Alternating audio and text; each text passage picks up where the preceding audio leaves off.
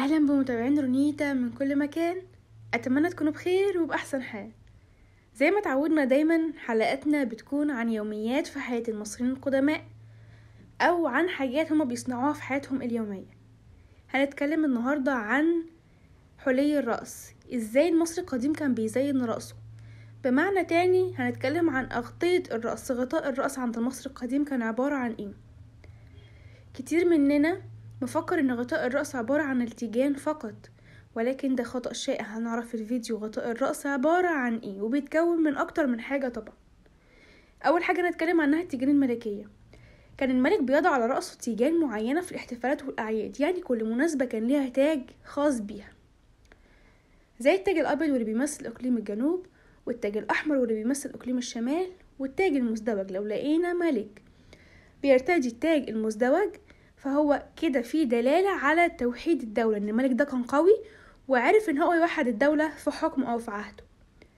هناخد نبذة بسيطة جدا ومختصرة، انا اختصرت الفيديو ده المعلومات اللي فيه على قد ما اقدر عشان الفيديو ما يطولش اكتر من اللازم. هناخد نبذة بسيطة عن انواع التيجان في مصر القديمة. اول تاج اسمه تاج الحرب، واللي المصري القديم كان بيسميه بالهيروغليفي تاج الخبرش، والتاج ده بيكون لونه ازرق زي ما احنا شايفينه كده. بيلبسوا الملك بقى في القتال واثناء وقت استعراض قوة جيشه. التاج اللي بعده وهو تاج الآتف او القاطف، والتاج ده ارتبط بمعبود أوزير، مكون من هو عبارة عن ايه، شكله ايه بقى التاج القاطف ده؟ هو بيشبه التاج الابيض بس اضاف لي بقى ريشتي النعام وقرني الكبش. والتاج ده هو تاج الحفلات. نوع تاني من انواع غطاء الرأس غطاء اسمه غطاء النمس، عبارة عن منديل للرأس او قطعة قماش. كان الغطاء النمس ده بيرتبط بالشمس. تاني نوع من غطاء الرأس وهو العصابة.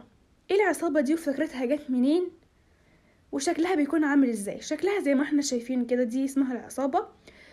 جت منين بقى فكرتها؟ الفكرة الأساسية جت من عند الصيادين اللي كانوا بيشتغلوا على المراكب. كانوا بيغطوا شعرهم بالنباتات. طب ليه بقى؟ خوفا من الهواء، علشان هما كانوا بيشتغلوا في المستنقعات، كان عملهم في المستنقعات وكده، فعشان يحموا راسهم من الهواء كانوا بيرتدوا النباتات عليها بقى. كان الشعر عند المرأة في مصر القديمة بيضايقها أثناء حياتها اليومية، سواء في بيتها أو في أعمال الحقل.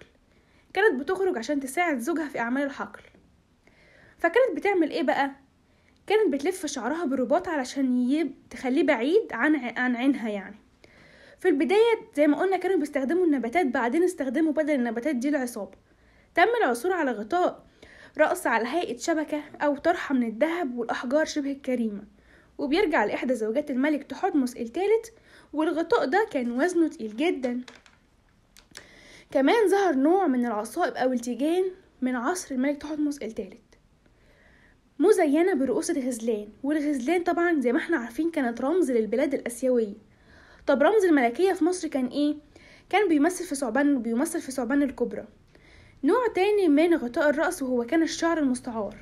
هنلاقي ان طبيعة المرأة واهتماماتها ما كانتش بتتغير من عصر لعصر.